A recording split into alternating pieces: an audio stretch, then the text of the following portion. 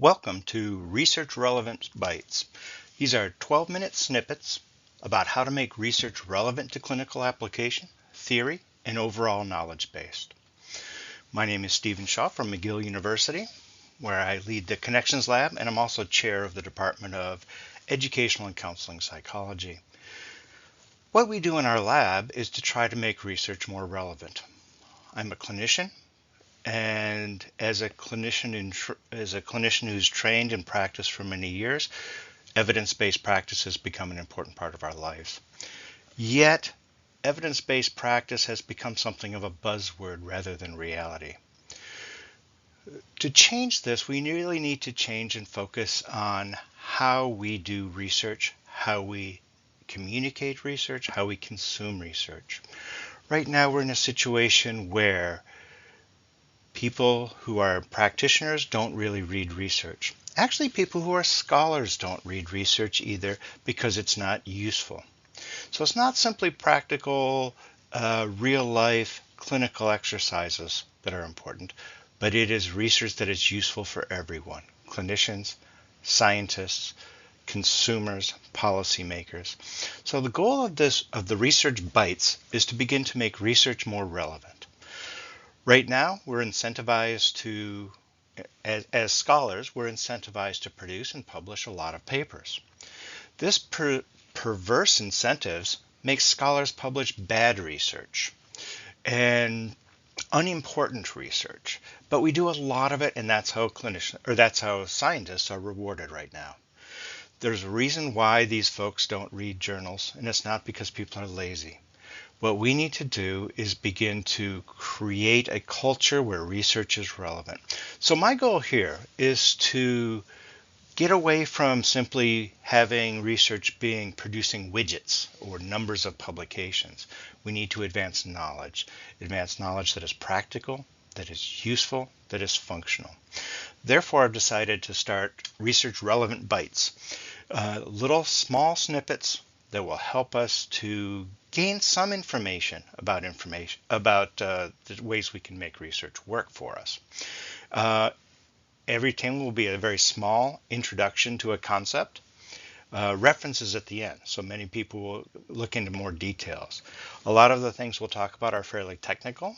We may have several parts in a technical discussion, or we may just simply have an introduction where there are several references and resources at the end of the document. So this way we can move away from being a buzzword, try to develop skills and tools, but more importantly, create a culture where research is important. Not that research isn't important in and of itself, but research that leads towards something rather than simply a publication. So what we'll be doing is exploring new ideas in ethics, data management, research design, statistics, meta-research, open science, error detection, implementation science, and generally sometimes life as a scholar, because this is not just a technical problem, it's a cultural problem too. That's why I've chosen to produce videos, small videos like this, because videos are a good way to get information. We don't always read all the time, but videos is a good way to consume things. And these small 12-minute sessions are important. So changing this culture is how we can change things, and we have to do it in many different ways. How we teach, how we conduct ourselves, how we communicate science, and how we generally live our lives as academics. So there will be a lot of tricks and tips, general sciencing, stuff about academic life. All of those will be included in these very short videos. The plan for this year, as we've just started this experiment, is I'm going to be producing 3 videos to start with. Actually, these topics came from a request of my friend and colleague, Dr. Caroline Temchev, and she plans on using them in a course. The topics that we're going to start with are: one is publication bias. Second will be the difference between statistical and clinical significance. And third will be tips for new scholars interested in publications. The plan is to produce then after that 1 video a week for the year. Feel free to make any request of any topics you might have via email. And also many of the videos will be companion pieces to the blog I write for Psychology Today, which is called How to Do Academia.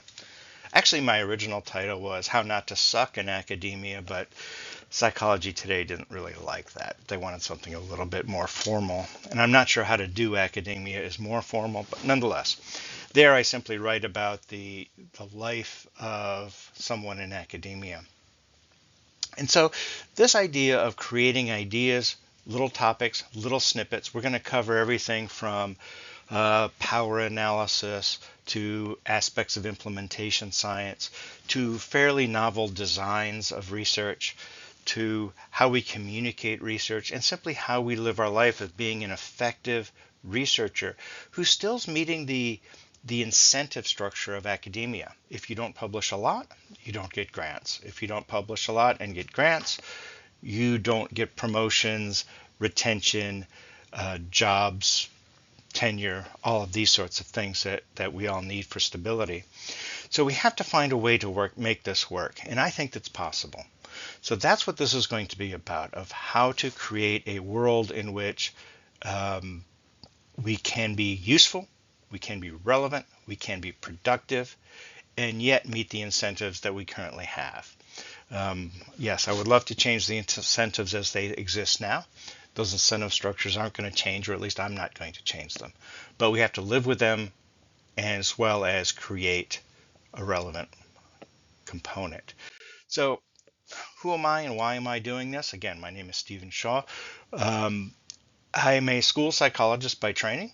I spent most of my career, or I shouldn't say most now, because I spent most of it as an academic, but I spent my first 16 years as a school psychologist where I worked in schools. Most of the time was in a hospital setting, hospital and medical school setting, where I served as lead psychologist. So there I learned how to implement things. But the last 18 years I've been an academic, where I've worked at McGill University in Montreal. And in that academic role, one of my major components was being a journal editor, writing editing for journals where the primary audience was actually clinicians. So working on that component of how we can create research that is valuable for the practice of school psychology is one aspect of it. One thing I learned in this role is exactly how important theory is. You often hear clinicians say things like, I don't want anything theoretical, give me something practical. And in fact, what you learn right away when you've worked in practice and edited journals, you learn right away how very, very practical theory is. And without theory, practice is nearly impossible. And evidence-based practices, or translating evidence from research into clinical practice, is nearly impossible without theory. Well, learning all of this kind of activity has made me really understand that it's about a change of culture. We teach people how to conduct research through design and how to do statistical analysis, but we really don't teach why you do it. We don't teach people how to ask the right questions, which is actually more of a weakness than anything else. We don't teach them how to create models. We don't teach them how to develop and implement and change models that currently exist into something new. So research never really evolves. We simply create more and more and more widgets. It's as if I wanted to build a house, and instead of building a house, what we say is, to build a house, we need a lot of bricks. So we just create bricks, and that's all we do. Right now, as a field in psychology, all we have is a giant pile of bricks.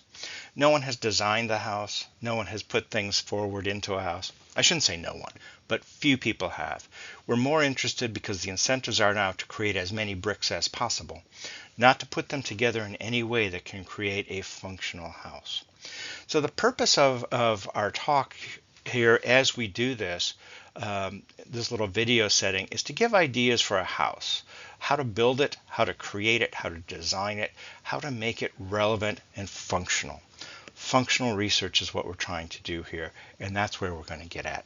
So I'll be doing these little 12-minute videos, various components of things, and it should be a lot of fun. Feel free to contact me, stephen.shaw@mcgill.ca, and I'll be happy to take ideas that you might have that we can turn into a a new session, because these are going to take a while. But this is part of changing that culture to making research relevant. So welcome to Research Relevance Bites. I hope these small little snippets of research and practice and implementation and design and creativity and functionality and career exploration can be helpful for you. So I look forward to seeing you in the future, and have a great day. Bye.